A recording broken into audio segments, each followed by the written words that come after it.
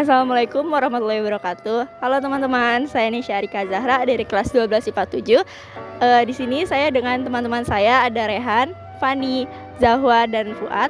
Hari ini kami sedang berada di Masjid Merah Panjunan yang berada di Jalan Panjunan, Kelemabungku, Kota Cirebon. Ini adalah salah satu masjid yang unik karena bisa dilihat sendiri masjid ini didominasi dengan warna merah. Untuk selengkapnya, yuk kita masuk untuk cari tahu tentang Masjid Merah ini bersama dengan narasumber kami yaitu Bapak Muhammad Irwan. Yuk. Langsung ya Pak. Assalamualaikum warahmatullahi wabarakatuh. Di sini saya sedang bersama siapa Pak? Pak Irfan. Ya, Bapak mohon izin menanyakan beberapa pertanyaan tentang masjid ini ya Pak. Bagaimana asal-usul masjid ini sih Pak? Kalau boleh tahu. Ini untuk menyebar agama Islam di tanah Jawa. Seterusnya yaitu dari Syekh Nurjati itu punya anak yaitu namanya Syekh Abdurrahman. Inilah mendirikan masjid ini ya Syekh Abdurrahman itu, Masjid Merah ini. Kalau boleh tahu pada tahun berapa sih Pak masjid ini didirikan? Ini tahun 1480 Masehi. Terus kenapa Pak masjid ini dinamakan Masjid Merah? Ini merah itu kan terbuat dari tanah tuh, ya. Yang melambangkan merah itu arti kebenaran, menekankan kebenaran, amal ma'ruf nahi munkar, dan hal perkataan harus yang benar, harus yang jujur. Kalau udah merah ya merah, nggak bisa berubah. Di Masjid Merah ini kan ada 2 ruangan ya Pak. Nah itu tuh apa saja dan buat apa sih Pak? Itu ruangan depan itu khusus buat ruangannya para wali ya, musyawarahnya dan pengesahan para wali. Nah dibukanya itu kan setahun 2 kali untuk sholat Idul Fitri sama sholat Idul Adha. Teman-teman tahu nggak sih, Cirebon yang dijuluki dengan kota udang dikenal juga dengan sebutan kota wali loh. Hal ini karena salah satu tokoh wali Songo ada di Cirebon, yaitu Syarif Hidayatullah yang dimakamkan di Gunung Jati. Destinasi wisata religi di Cirebon ini memiliki nilai sejarah yang tinggi. Hal ini karena Cirebon sebagai salah satu kota yang memiliki peran penting dalam sejarah penyebaran agama Islam di Jawa Barat. Di Cirebon ada beberapa bangunan bersejarah beserta peninggalannya dengan keunikan yang khas. Contohnya seperti Masjid Merah Panjunan yang kita datangin ini.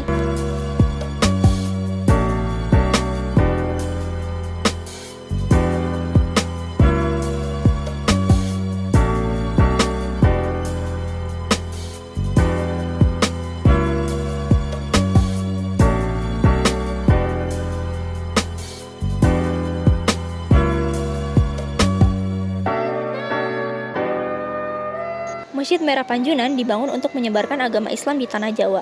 Masjid ini didirikan pada tahun 1480 Masehi oleh Syekh Abdurrahman yang merupakan anak dari Syekh Nurjati.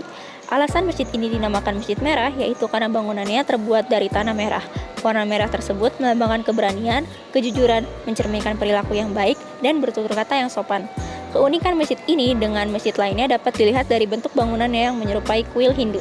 Dengan adanya mihrab yang membuat bangunan Masjid Merah Panjunan ini menjadi terlihat seperti sebuah masjid, serta adanya beberapa tulisan berhuruf Arab pada dinding.